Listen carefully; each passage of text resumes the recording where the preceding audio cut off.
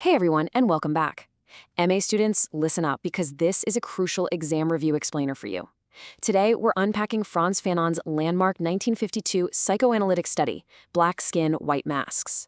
And look, calling this just a treatise really doesn't do it justice. This text is a foundational probe into how imperialism inflicts profound systemic psychic violence on the colonized mind. Seriously, if you want to understand the psychological architecture of the colonial condition, this is literally where it all begins. Okay, let's look at our syllabus for this explainer. We're going to systematically cover Fanon's context, the concept of sociogeny, assimilation, phenomenology, those big philosophical debates, and finally, his revolutionary praxis. All right, starting right off with Section 1, Context, Biography, and Clinical Practice, the roots of a revolutionary. To truly grasp Fanon's theories for your exam, we have to ground ourselves in his lived experience. This timeline plots his major geographical and intellectual shifts. And here's a quick fun fact. Fanon was so intellectually restless, just bursting with this urgent energy, that he actually dictated black skin, white masks to his wife Josie while pacing endlessly around the room. So, born in the French Caribbean colony of Martinique, he actually volunteered to fight Nazi Germany during World War II. But when he arrived in metropolitan France, he was profoundly disillusioned by the hypocrisy of French universalism. Preached abroad but selectively practiced at home. This realization directly fueled his medical focus on racial neuroses in Lyon and later his intense clinical work in Algeria. Let's move to Section 2, Sociogenesis, or Diagnosing Colonial Neuroses. Pathology beyond the individual. This is where he completely flips the script on the medical establishment. This is absolutely crucial for your exam. Forget traditional psychoanalysts like Freud for a second. Freud looked inward at individual Oedipal complex, right? Well, Fanon looked outward. He treated the colonial condition itself as the pathology.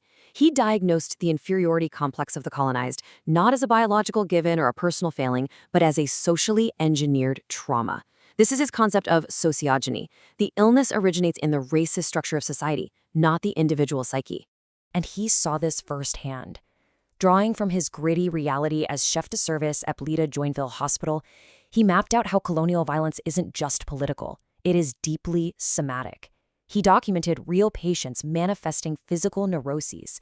We're talking stuttering or somatic mutism triggered purely by white scrutiny, trembling hands that emerged specifically in proximity to white observation.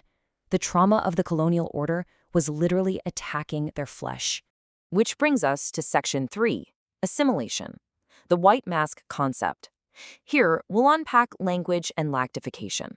So that titular metaphor of the white mask, think of it like an ill-fitting uniform that the colonized are absolutely forced to wear, just for basic social survival.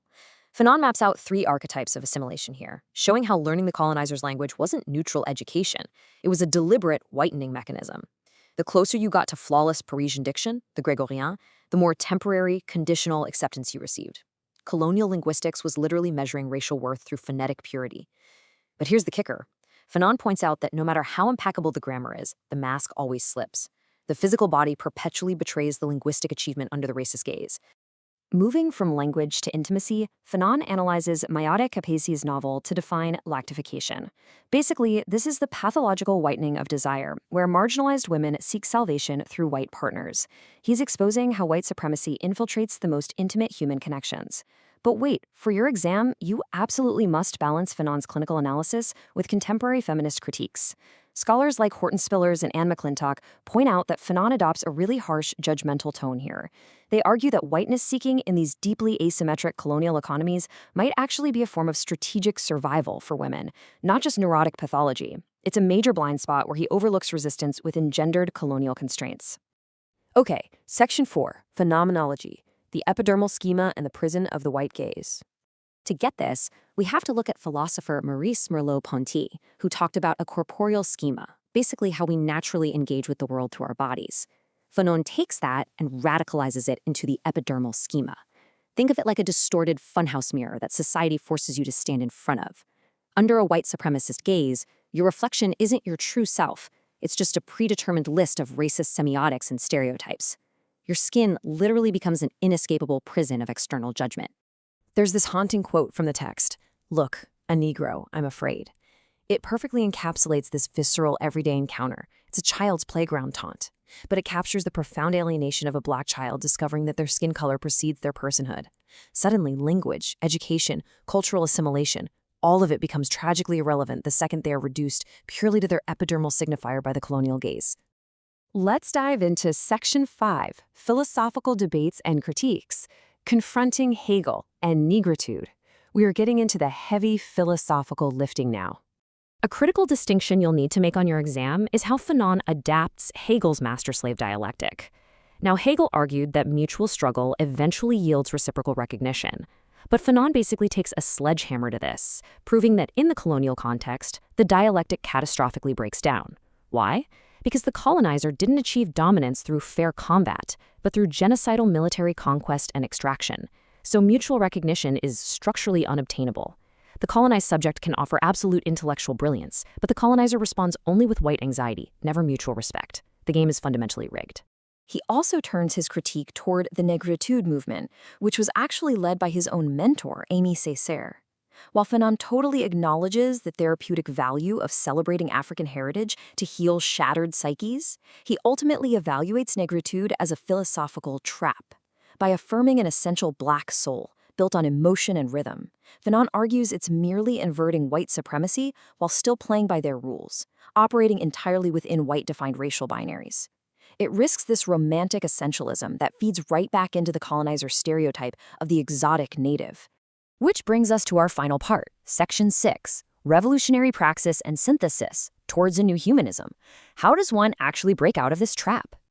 First, Fanon diagnoses the postcolonial subject as stuck in a devastating zone of non-being. Picture this. You return home after gaining a European education only to face double rejection. The white colonizers see your assimilation as just a fake mask, but your native community resents your linguistic distancing. You're trapped in an agonizing existential limbo. It demands nothing less than total decolonization of both the conscious mind and the physical social white masks with this powerful thought. The Negro is not any more than the white man. He outright rejects both white universalism and Black cultural nationalism.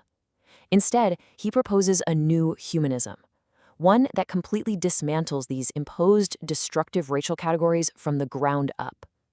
True liberation isn't just about shuffling who sits at the top of the hierarchy.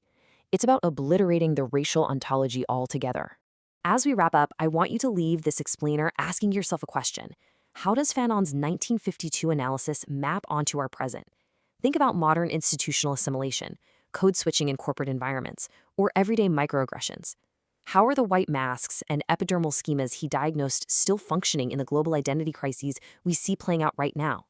Keep that provocative thought in mind as you study. Thanks for joining me today, and best of luck on your exams.